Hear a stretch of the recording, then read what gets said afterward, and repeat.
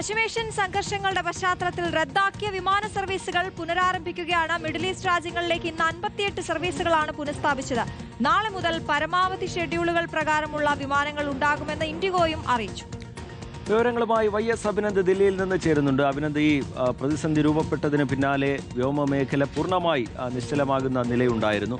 പക്ഷേ ഇപ്പോൾ ഭാഗികമായി സർവീസുകൾ പുനരാരംഭിക്കുന്നു എന്നുള്ളത് ആശ്വാസകരമാണ്. തിരികെ എത്തുന്നവരുടെ കാര്യത്തിലടക്കം എന്താണ് വിമാന കമ്പനികൾ ഏറ്റവും ഒടുവിലായി അറിയിക്കുന്നത്? പരമാവധി സർവീസുകൾ നടത്താനുള്ള നീക്കം വിമാന കമ്പനികളുടെ ഭാഗത്തു നിന്നുണ്ടാവുന്നുണ്ട്. ഷെഡ്യൂൾ ചെയ്ത മുഴുവൻ വിമാനങ്ങളും സർവീസ് നടത്തുന്നതിനെക്കുറിച്ച് ആലോചിക്കുന്നു എന്നൊക്കെയുള്ള അറിയിപ്പ് ഇൻഡിഗോയുടെ ഭാഗത്തു നിന്ന് ഇന്നുണ്ടായി. എന്താണ് പങ്കുവെക്കാൻ കഴിയുന്ന പുതിയ വിവരങ്ങൾ YS അഭിനന്ദ്?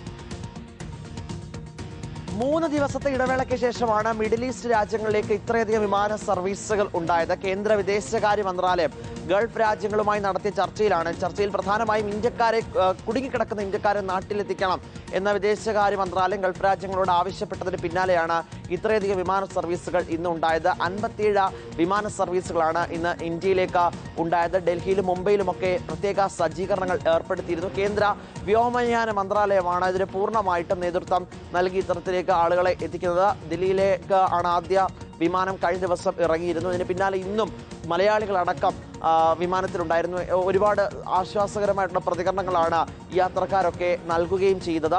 മറ്റൊരു പ്രധാനപ്പെട്ട കാര്യം ഇന്ന് ഈ വിഷയവുമായിട്ട് ബന്ധപ്പെട്ട് ഉണ്ടായത്, പെർഷ്യൻ കടലിടുക്കിലും ഒമാൻ ഉൾക്കടലിലുമായി 37 ഇന്ത്യൻ പതാകകളുള്ള കപ്പലുകൾ കുടുങ്ങിക്കിടക്കുന്ന റിപ്പോർട്ടുകൾ പുറത്തു വന്നു.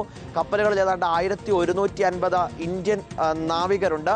അവരെയൊക്കെ ബന്ധപ്പെടാനുള്ള നിർദ്ദേശം ഇപ്പോൾ മാരിടൈം ഉദ്യോഗസ്ഥർക്ക് കൈമാറിയിട്ടുണ്ട്. വിദേശകാര്യ മന്ത്രാലയവും ഷിപ്പിംഗ് മന്ത്രാലയവും എന്തായാലും സ്ഥിതിഗതികൾ സൂക്ഷ്മമായി നിരീക്ഷിച്ച് വരികയാണ്.